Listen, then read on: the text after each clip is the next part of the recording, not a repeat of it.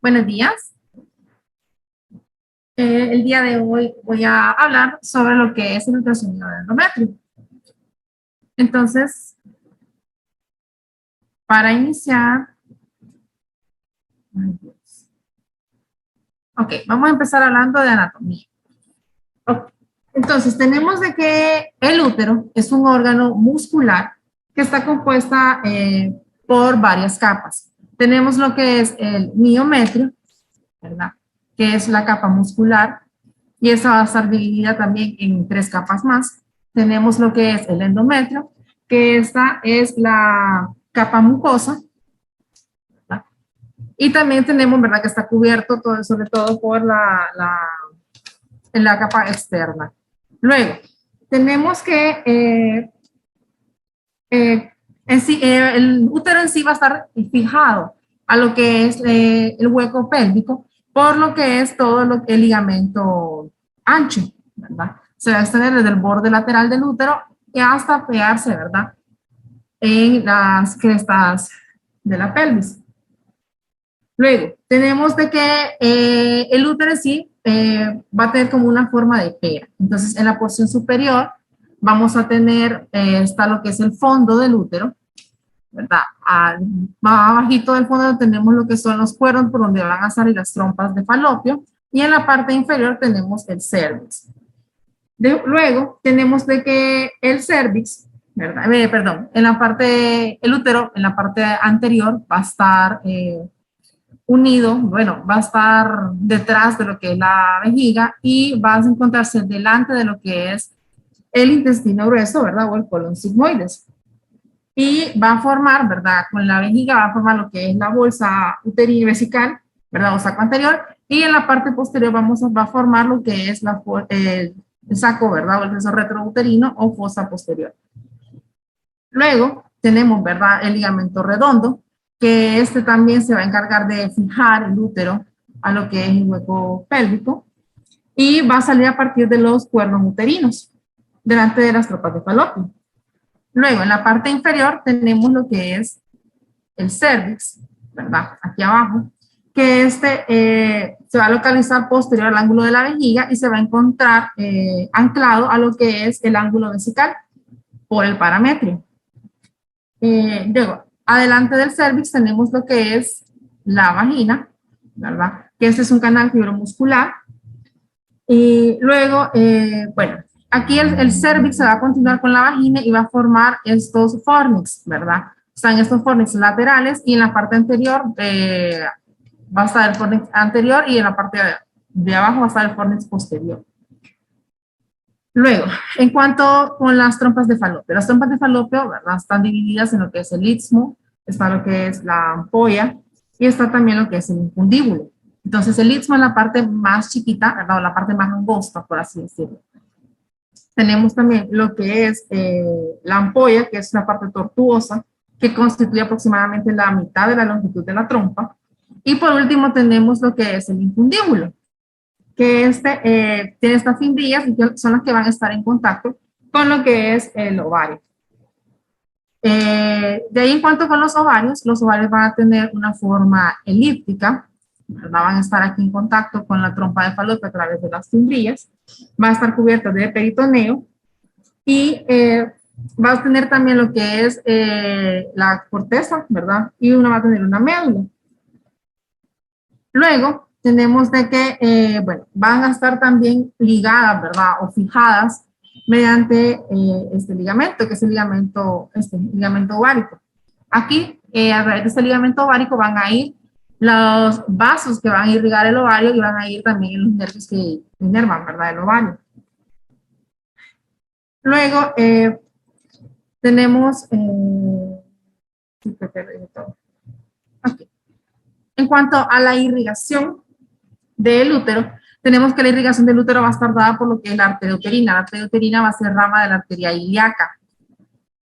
Esta va a venir y va a ascender por lo largo de todo el borde del útero y se va a anastomosar con la arteria ovárica. Esta arteria ovárica es rama de la aorta que sale, ¿verdad?, a partir de la inferior, inmediatamente inferior a las arterias renales, y se van a anastomosar. Una vez que se anastomosan, van a penetrar, ¿verdad? En todo el grosor del útero hasta llegar al miometrio y a medida que van abarcando todas las capas del útero, van recibiendo diferentes nombres que más adelante los voy a ir diciendo. En cuanto al sistema venoso, va de la mano junto con el sistema arterial. Luego como les dije, ¿verdad? La arteria ovárica emerge directamente de la aorta, que esta se encuentra, emerge debajo de las arterias renales. Y lo que es en cuanto al drenaje del ovario, el ovario derecho va a drenar directamente en la vena cava inferior, mientras que el ovario izquierdo drena en lo que es la vena renal izquierda. Okay. Hablando un poquito de lo que es el ciclo uterino, ¿verdad? Tenemos que, bueno, este es el ciclo menstrual. El ciclo menstrual va a iniciar con la menstruación. En la menstruación va a haber un desprendimiento de lo que es la capa funcional, ¿verdad?, del endometrio. Esto va a pasar en aproximadamente en 1 a 4 o 5 días, ¿verdad? Luego va a empezar lo que es, tenemos lo que es la fase folicular en el ovario y tenemos lo que es la fase proliferativa en el endometrio. Esta va a estar mediada por los estrógenos. Entonces, después de que se desprendió esa capa funcional, ¿verdad?, del endometrio, empieza nuevamente a surgir, ¿verdad? Por ayuda de los estrógenos, empieza otra vez a crecer, ¿verdad?, toda esta capa. Y luego tenemos a nivel del ovario, que se va a dar a partir aproximadamente del día 14, se va a dar lo que es el pico, ¿verdad?, de la hormona luteinizante y va a salir el óvulo, ¿verdad?, con la ovulación.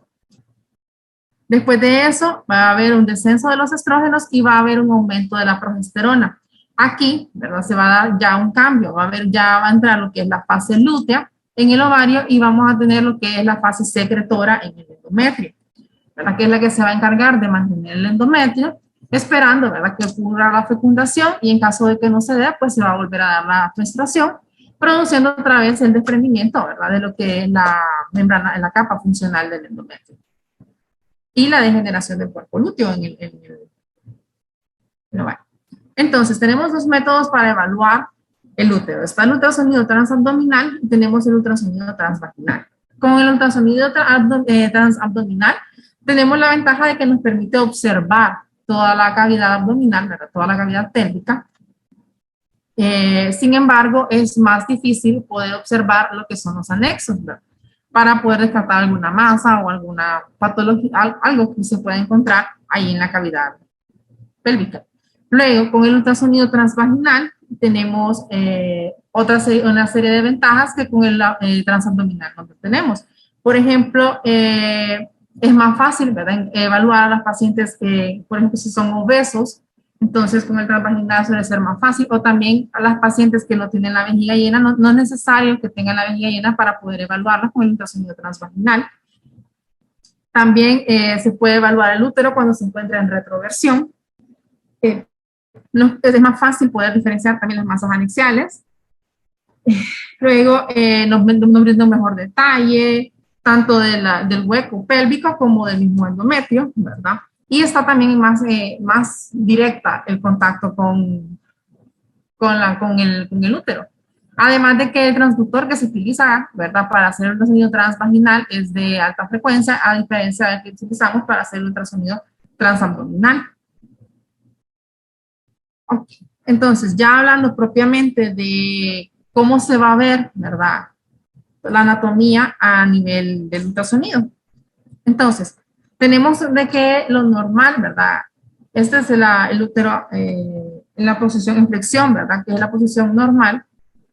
Y tenemos aquí un útero en retroversión. Suele ser más difícil verlo, ¿verdad?, por ultrasonido, pero no quiere decir que no se pueda ver. Luego, en cuanto a las medidas, va a depender bastante de la edad que tenga la paciente, ¿verdad? Entonces, a medida de que va avanzando en la edad, van siendo diferentes medidas. Generalmente los niños recién nacidas suelen tener medidas un poquito más grandes que en la etapa prepuberal debido a la transferencia de hormonas que reciben a través del parto, ¿verdad? Entonces, podemos llegar a tener, ¿verdad? Bueno, en RUMAC nos dice de que en cuanto a la longitud que puede llegar a tener el útero, tiene una media de 3.4, ¿verdad? Que es la que vemos aquí. También este es un artículo de una revista chilena, ¿verdad? Donde también dan las diferentes medidas que se le pueden tomar en cuenta. Son bastante similares también a las que se encuentran en RUMAC. Entonces tenemos de que en cuanto a la longitud, ¿verdad? Puede ser de 35 milímetros o 3.5 centímetros. Y en cuanto a la longitud antero-posterior, tenemos una media de 1.4. En RUMAC nos dice que es de 1.2, entonces no está tan lejos. Y generalmente la forma que va a tener el útero en esta etapa va a ser una forma piriforme o invertida, ¿verdad? Y lo vamos a ver más ecogénico o hipocogénico. Y va a tener un volumen aproximado entre 1 a 3.6 centímetros. Luego, ya en la etapa prepuberal, que ya hay una disminución, ¿verdad? Ya la niña, de las hormonas que se recibieron durante el parto, aquí las niñas ya tienen una medida un poquito más chiquita, ¿verdad? Ya van a tener una longitud media aproximada de 2.8, ¿verdad? Y una antero-posterior de 0.8. Tenemos que acá, con la forma que tiene el útero durante la etapa prepuberal, suele ser una forma más tubular. Incluso decía la literatura de que a veces suele ser un poquito más agrandado de la zona cercana al cervix que el fondo en sí, ¿verdad? Suele ser tubular, casi siempre toda la longitud suele tener el mismo diámetro anteroposterior, ¿verdad? O suele ser un poquito más agrandado cerca ya del cervix. En cuanto al endometrio, va a tener se va a ver hipoecogénico, ¿verdad? Y ya en la etapa puberal, ya tenemos de que aquí ya va a medir, ¿verdad? Va a tener una longitud, ¿verdad? Ya mayor de 4 centímetros. En Roma dicen que puede ser de 8 centímetros y que incluso el diámetro antero-posterior va a ser de 5 centímetros, ¿verdad? Ya en el perdón, ya aquí la forma ya adquiere una forma más piriforme, ¿verdad? Ya y ahí se va a encontrar más agrandado, ¿verdad? El predominio en el cuerpo que en el cuello.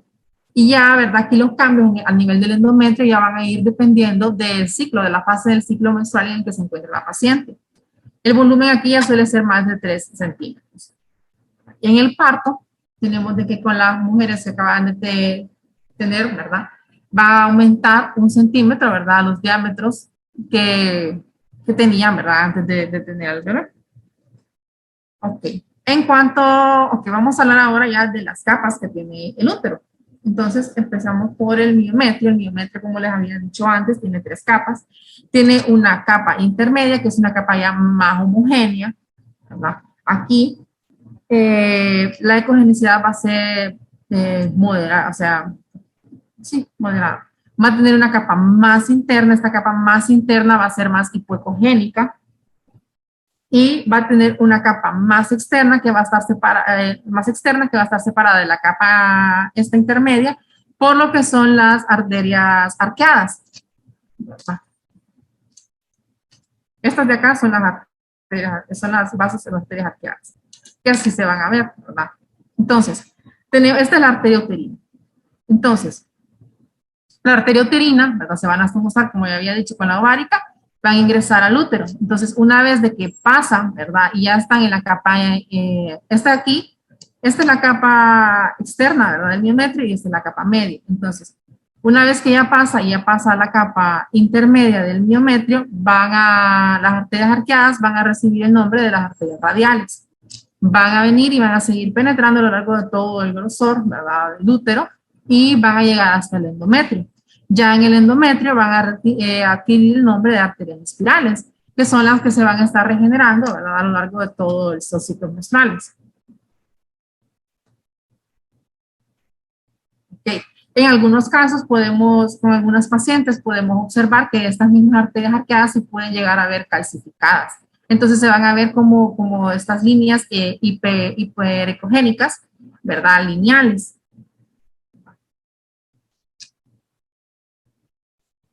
Ok.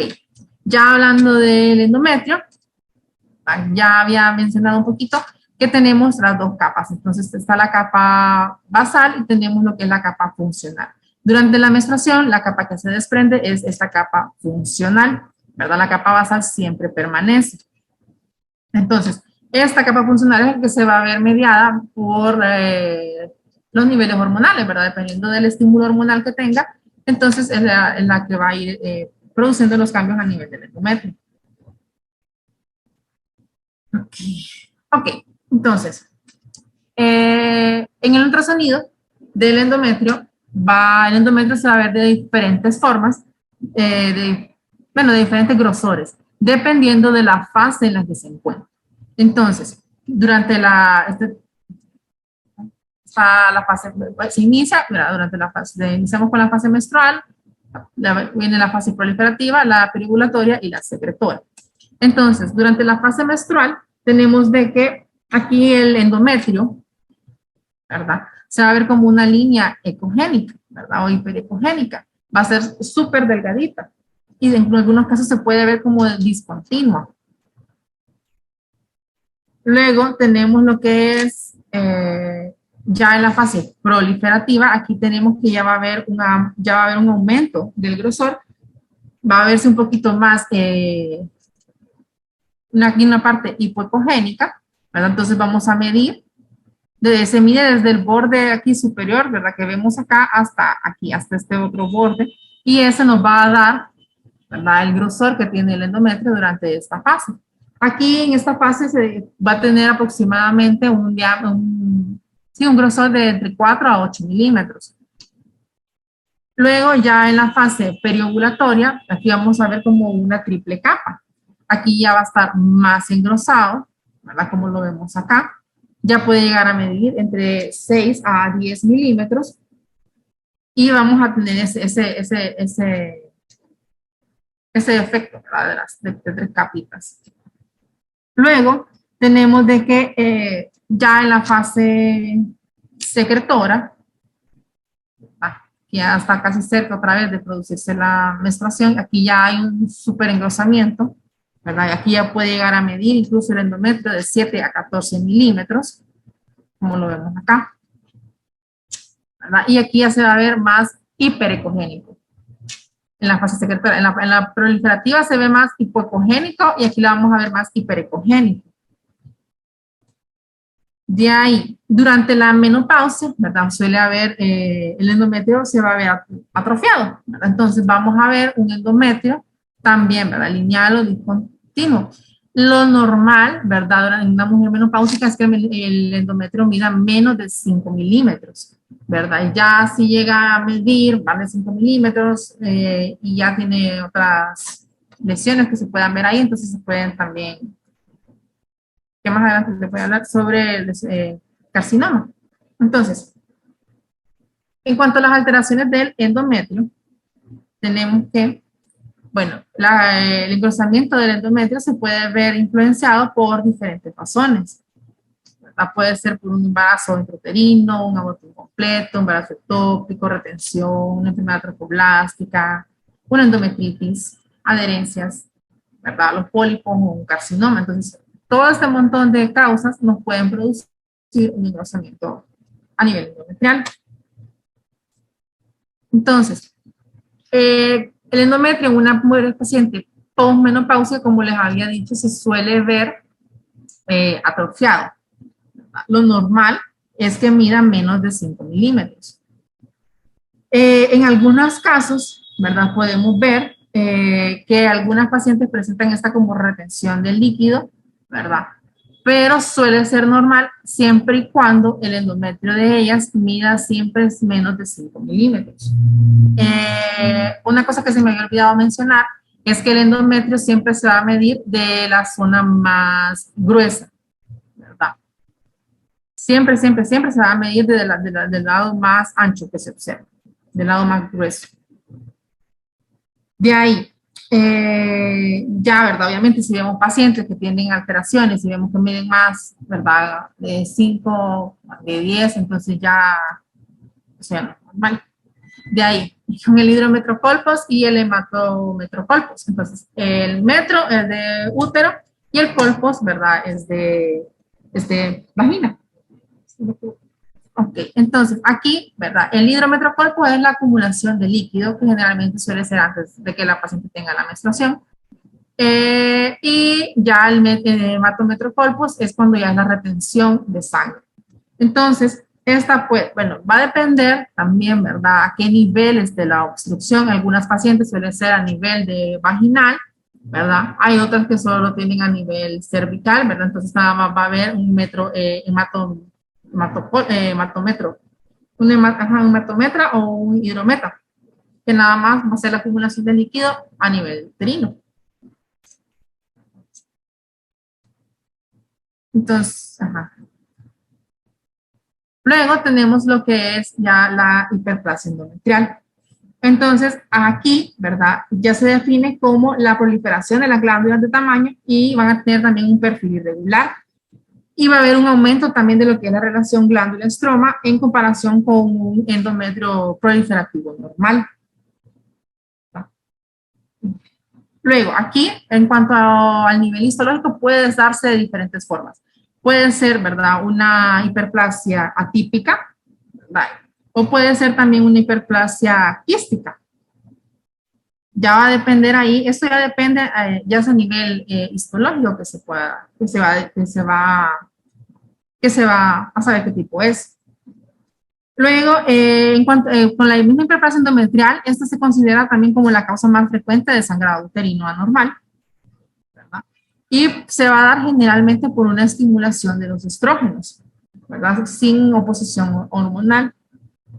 Generalmente son en mujeres que han tenido ya, están en la premenopausia o en la perimenopausia y están consumiendo, ¿verdad?, la terapia hormonal con estrógenos. Entonces pueden llegar a tener esta hiperplasia endometrial. Bueno, con la atrofia, ¿verdad? Ya dijimos de que generalmente lo vamos a ver así, ¿verdad? Disminuido.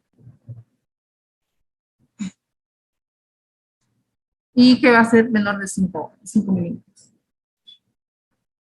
De ahí, con los pólipos endometriales, ¿verdad? Estas son lesiones benignas que generalmente la vamos a encontrar ya en mujeres peri o posmenopáusicas y que pueden ocasionar sangrados uterinos, ¿verdad? Casi siempre van a ser asintomáticos y en estas pacientes pueden llegar a tener sangrados intermenstruales también por esta misma causa. Bueno, entonces, ¿cómo se van a ver? Se va a ver como un engrosamiento, ¿verdad? Hiperecogénico, no específico, que puede ser difuso o puede llegar a ser focal, ¿verdad? Se puede ver así. Y también, ¿verdad? Van a tener el cuellito, ¿verdad? A ser pedunculados, son redondeados, ¿verdad? Luego,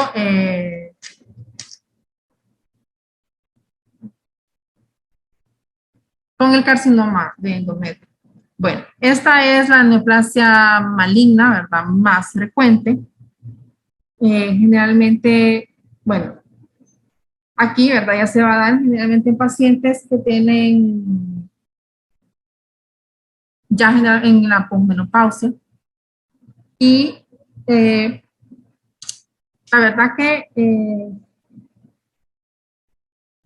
bueno,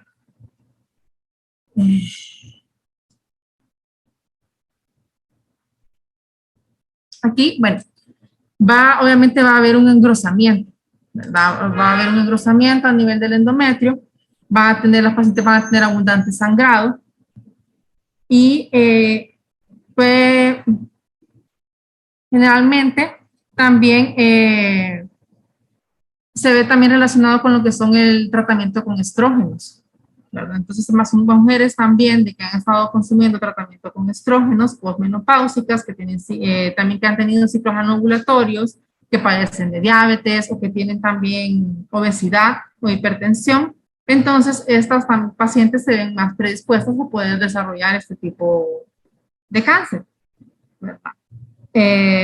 También, ¿verdad? Suele ser bastante importante poder diferenciarlos de un pólipo o de una hiperplasia endometrial nada más.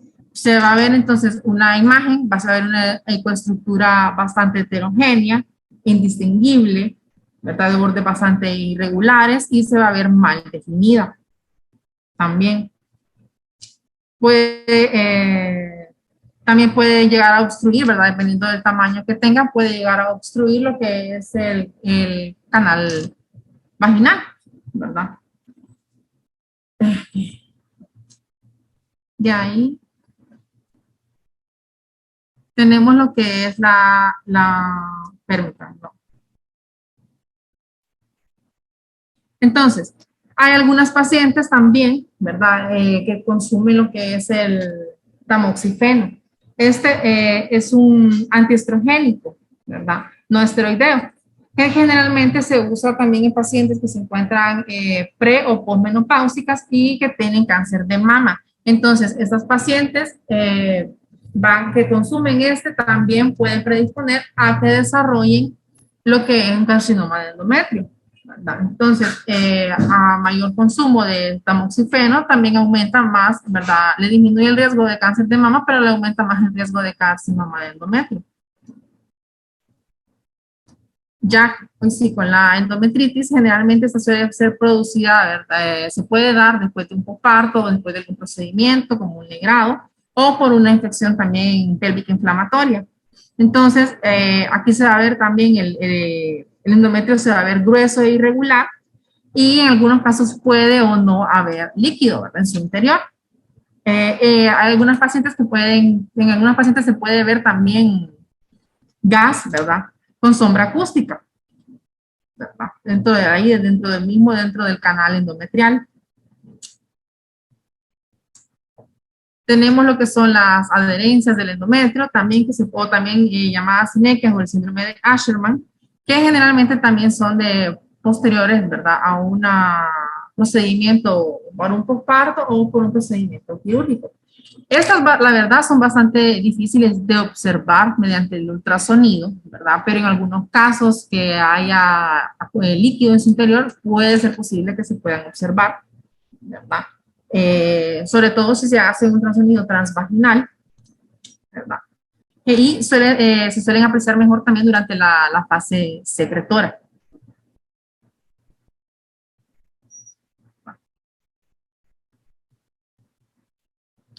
Y tenemos lo que es también lo que es el DIU, ¿verdad? El dispositivo intrauterino, que es método de planificación, ¿verdad? Y que se va a ver como esta línea hiperecogénica va a nivel aquí del endometrio, que se va, en aquellas pacientes que lo estén utilizando se puede ver así.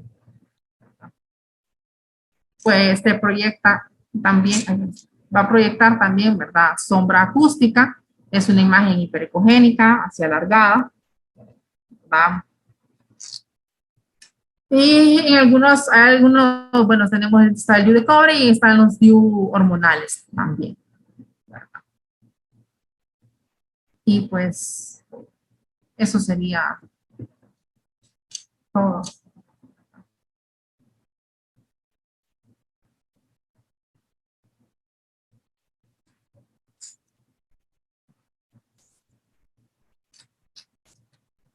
¿Hay dudas, preguntas, comentarios?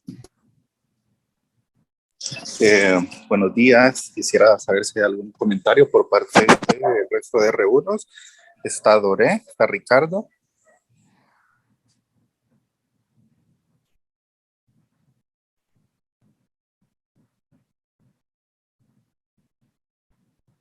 Vamos a retroalimentar lo que dijo la doctora Rina Díaz. ¿Cuánto es que debe de medir un endometrio? ¿Cuánto es lo máximo que debe medir un endometrio, doctor Doré?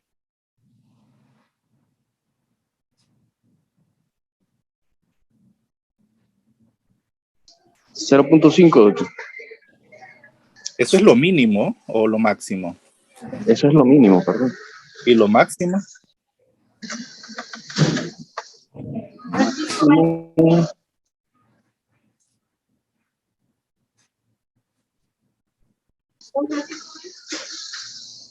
El doctor Ricardo tal vez le puede ayudar.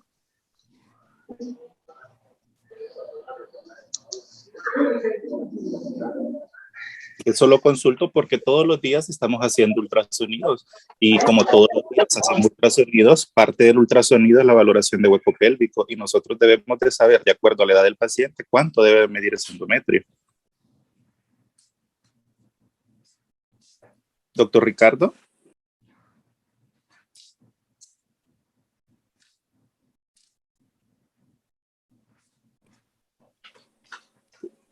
Un R2 le puede ayudar, por favor, al doctor Doré. Está Denise, está Wilma, la doctora Wilma Borden, que está en el ultrasonido. ¿Nos puede decir cuál es el valor máximo de la medida del endometrio?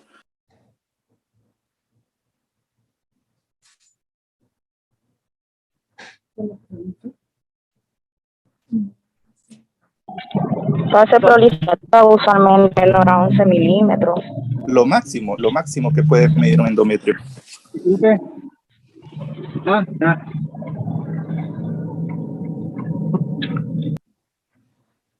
Doctora Rina, ¿nos puede recordar, por favor, usted nuevamente cuánto, Pues, para que nuestros compañeros lo retengan ahorita, cuánto tiene que medir?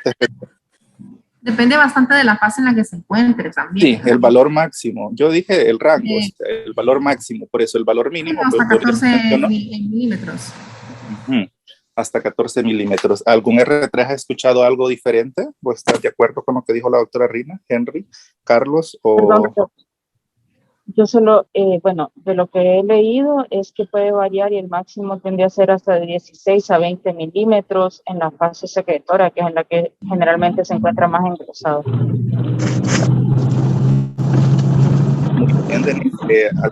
¿Algún R3, por favor? Imagínense, esto es bien importante porque todos los días nosotros estamos viendo endometrio. Cuando hacemos ultrasonido tenemos que saber cuánto debe de medir. ¿Cómo debe de medirse? Yo he leído de 16 a 18 milímetros, doctor.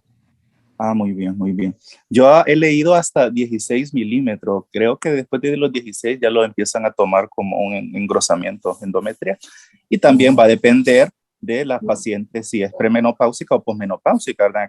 Esos pacientes premenopáusicos, en pacientes posmenopáusicas, el rango normal, ¿cuál debería de ser?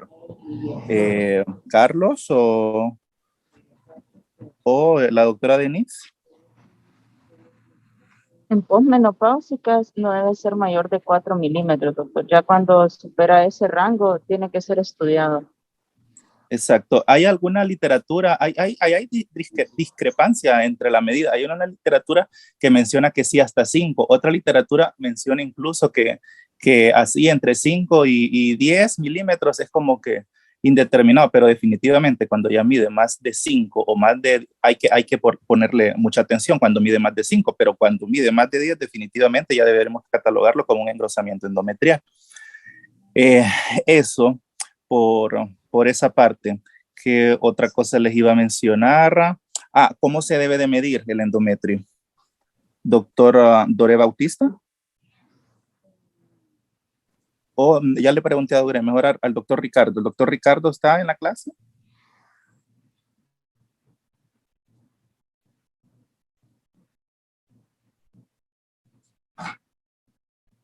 Ricardo está saliendo de guardia del hospital escuela. Muy bien. Entonces, el doctor Doré, ¿cómo medimos el endometrio? La forma correcta, tanto cuando tenemos líquido en el interior como cuando no. En el eje, en el corte longitudinal, doctor, en un eje transversal. Muy bien, ¿desde dónde a dónde?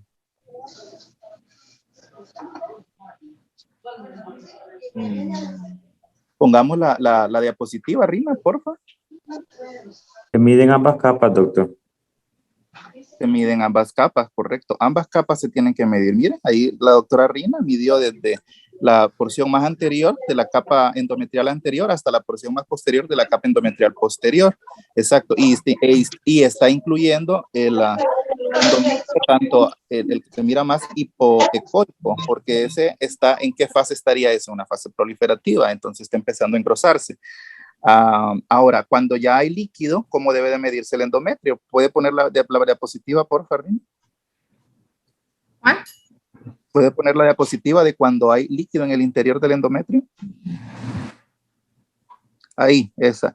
Entonces, si ustedes se fijan, aquí hay presencia de líquido en el interior. Entonces, en este caso, se mide la capa anterior por aparte y luego se mide la capa posterior. También se debe de medir la capa posterior desde la parte más posterior hasta la parte más anterior, no incluyendo la parte líquida, y luego se hace la suma. ¿Ok? Se hace la suma y esa va a ser la medida del endometrio. Muy bien. Entonces, ¿qué otra cosa? En muchas ocasiones nos vamos a encontrar en un dilema cuando nosotros estemos haciendo ultrasonido de que los pacientes, obviamente, para hacer un abordaje transabdominal, ya que al menos en la sala de ultrasonido del Seguro Social, en ocasiones hay bastante gente, no contamos con la privacidad como para hacer un ultrasonido endovaginal. Entonces, sin embargo, el paciente, digamos, de no tener vejiga llena, y en aquellos pacientes, por ejemplo, de que no los pueden poner a tomar agua, entonces, y si estamos en una guardia, entonces yo pienso que es aceptable que podríamos hacer un ultrasonido endovaginal. Contamos con el transductor, únicamente que tenemos que saberlo hacer, ¿verdad? Entonces, ese es el objetivo de estas clases. Entonces, cuando en un turno, por ejemplo, no la paciente la están investigando para saber si es quirúrgica o no, y la vejiga no está distendida, nosotros perfectamente la podemos mandar a orinar todo lo poco que pueda tener y le hacemos el ultrasonido endovaginal, y eso va a ayudarnos a nosotros a tener destreza para hacer ultrasonidos endovaginales, ya que no los hacemos de rutina hasta que ya estamos en el tercer año y en cuarto año. Entonces los animo a que, claro, bajo la supervisión adecuada y no ustedes solos, porque y ustedes deben de explicarle al paciente también, le tengo que hacer este procedimiento porque mire, tiene la vejiga vacía, la están investigando a usted por algo quirúrgico, yo necesito valorar esos ovarios, necesito valorar ese útero, y entonces usted me permite hacer el estudio. Entonces la paciente le va a decir sí o no. Si le dice que no, ¿verdad? Pues ahí ni modo. Pero si le dice que sí, pues entonces adelante, siempre con la supervisión adecuada y siempre no hacerlos solo. ¿Qué otra cosa? Una vez ya se vayan familiarizando al momento de hacer los ultrasonidos endovaginales, van a poder entender aquello que dijo la doctora Rina, anteroversoflexión y retroversoflexión, de acuerdo a la posición del cervix con respecto al eje vaginal, o de acuerdo a la disposición del útero con respecto al cervix. Entonces, ¿puede poner, porfa, la diapositiva, doctora Rina? Entonces, esa está bien. No, la anterior. La anterior. Esa. Entonces, miren, esto, la otra. Esa. Entonces, cuando ustedes miran el útero en esa disposición, esa es una disposición anteroversoflexión. Y se menciona así anteroversoflexión porque generalmente cuando está hacia adelante, entonces tanto el cervix como el fondo uterino van a estar hacia adelante con relación a la vagina. Tanto el cervix con respecto a la vagina como el fondo uterino con respecto al cervix. Entonces, casi siempre van a ser anteroversoflexión, pero podemos tener el otro escenario. La siguiente diapositiva. La otra, esa. Entonces, esa, por ejemplo, es una retroversoflexión. La anterior, la otra. Esa es una retroversoflexión. El útero y el fondo están para atrás. Entonces, pero este es un abordaje transabdominal. Si quiere, ponga una anterior a una de las primeras. Esa. Entonces, la que está en el lado izquierdo, perdón, derecho de la pantalla, esa es una retroversoflexión. Y ahí observan también cómo debe de medirse correctamente el endometrio, incluyéndose todas las capas. Solo que cuando tengan líquido van a medir cada capa por separado y van a hacer la medida. Y tienen que considerar la edad del paciente, si es una paciente premenopáusica o posmenopáusica. Y por mi parte, únicamente, no sé si algún R3 tiene algún comentario o alguien más. Principalmente lo que quiero agregar es que, como la doctora mostró, hay algunas imágenes de histerosonografía Este tipo de procedimientos que implica la aplicación de solución salina en la cavidad endometrial se realiza especialmente para el diagnóstico de los pólipos, como ya lo mencionó previamente.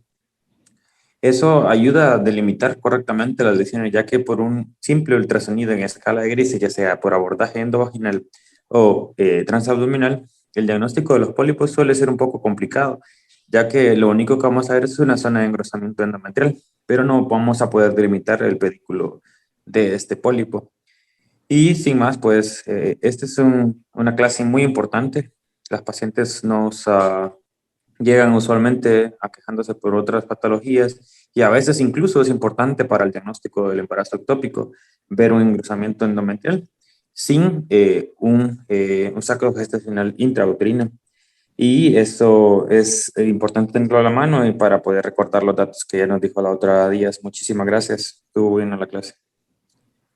Recuerden no despachar pacientes si no le han visto ese útero y ese ovario, esos ovarios, ya sea por abordaje endovaginal o por transabdominal.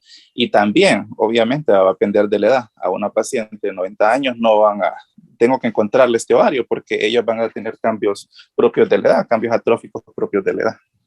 ¿Alguien más?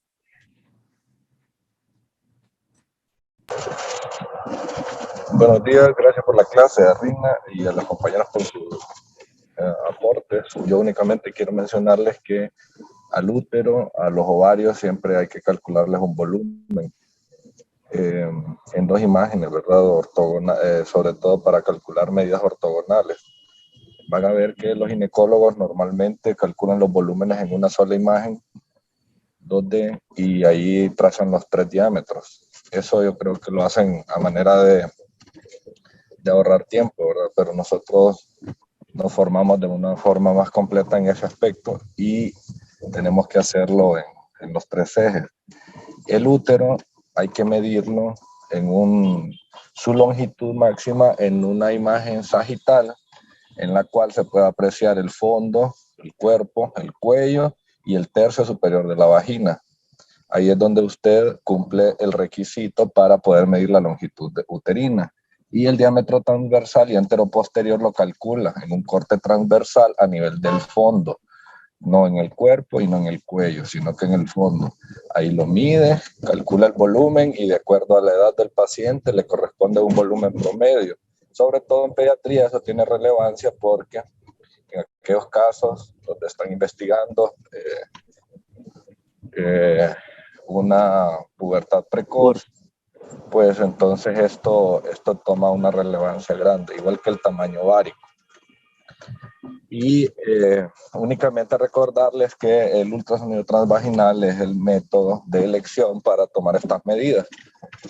Sin embargo, por el ultrasonido abdominal es posible, pero no es la norma, ¿verdad? Así que así como lo explicó Luis, hay que tratar de hacer la mayor cantidad de ultrasonidos transvaginales que podamos. Gracias.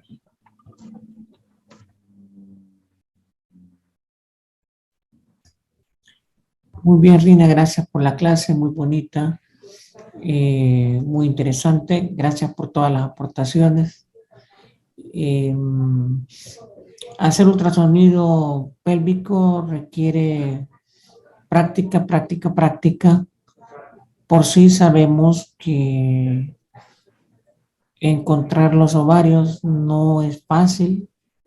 La mayoría de R1 tienen la destreza de encontrarlos ya después de los 4 meses adecuadamente, y es porque no es fácil encontrarlos ni visualizarlos. Y por lo tanto hay que estar haciendo continuamente esto. En cuanto a las mediciones, Florentino dijo que por vía transvaginal, y es cierto, es la mejor forma de medir, pero también lo podemos hacer con una vejiga bastante distendida que nos permita ver la longitud del útero y podemos sacar ese volumen. Una de las cosas importantes que habló Florentino ahorita es que esto también es importante en pediatría, ya que la hiperplasia que se puede encontrar en una premenopausia, en una premenarquia, una menarquia temprana, es importantísimo para los endocrinólogos, y es la valoración de ese endometrio y su ecogenicidad también, no solo el engrosamiento, sino que su ecogenicidad son importantes en la descripción, al igual que el tamaño de los ovarios y la presencia o no presencia de quistes, su focalización, su tamaño, su diferencia, es importante en toda una descripción. Henry habló de la histerosonografía, es un estudio que es un ultrasonido transvaginal con la aplicación o con la colocación de una sonda especial, la cual introduce líquido en su interior para ver la cavidad uterina y poder determinar la existencia de lesiones en su interior, que pueden ser pólipos o pueden ser miomas submucosos. También está en forma indirecta la histerosalpingografía, que ya es un estudio fluoroscópico que nos puede ayudar a permitir valorar eso y sobre todo que su funcionalidad es ver la permeabilidad de las trompas, que no es tan fácil verla por histerosonografía, aunque sí se puede. Entonces, como ven, valorar los órganos pélvicos tiene diferentes métodos de diagnóstico, hasta llegar a la resonancia magnética que también puede valorarlos. Nada más que la histerosonografía y la histerosalpingografía valoran mucho funcionalidad. Pero el inicio de todo es un estudio por vía suprapúbica y en su defecto por vía transvaginal.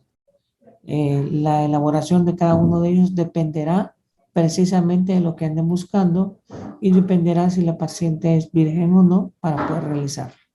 Lo importante es conocer y entender por qué.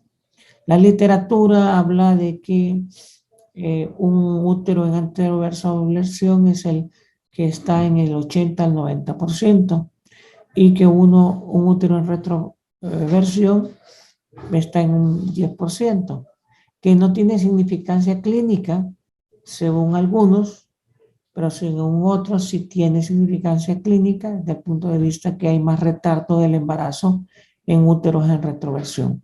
Es una disyuntiva, es una discusión que se tienen unos con otros, pero que en la práctica médica nosotros adquirimos experiencia en el conocimiento de estas cosas.